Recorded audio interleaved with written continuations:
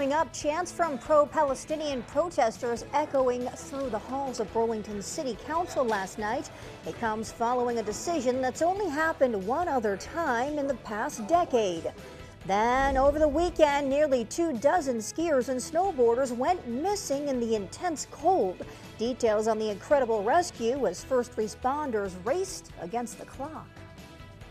This is ABC 22 News This Morning. Thanks for joining us on ABC 22 News This Morning. I'm Bo-Yi Poon. For just the second time in the last decade, Burlington City Council voted Monday night to prevent an item from going on the town meeting day ballot.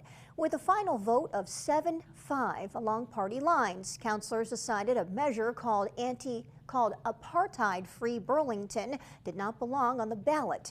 Nearly 100 people who came to speak at the meeting were divided on the council's decision. ABC 22's Matt Holderman has more details. This is a very large gathering.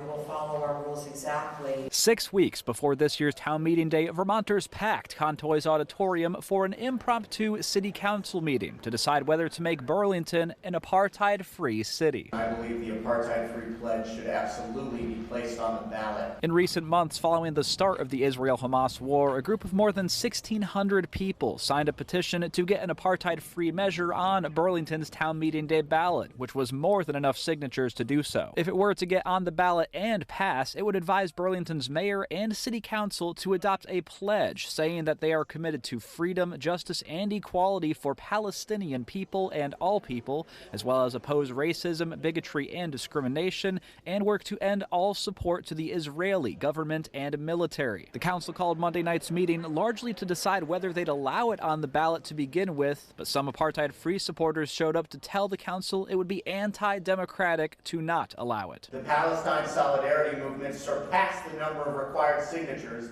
to get our measure on the ballot, demonstrating that there is popular support for this measure. If we still live in a democracy in Burlington, we should assume that we have these rights to decide where our city stands. 3 Palestinians were shot in our community. But others showed up to encourage the council to keep it off the ballot, arguing the measure would only divide the community and that there are more important issues that deserve the attention of councilors and voters. The resolution seems written by an extremist who gets all their information from TikTok. Putting this petition on the ballot will energize extremists and divide our community. I'd also like to point out how disingenuous it seems that Burlington City Council is sitting here thousands of miles away from this issue and allowing it to divert their time from issues affecting their citizens' safety and civic needs. Some also argued the Israel-Hamas war is an issue with local impacts, and to say it's not would be inaccurate. The Zionists claim that this is not a local issue.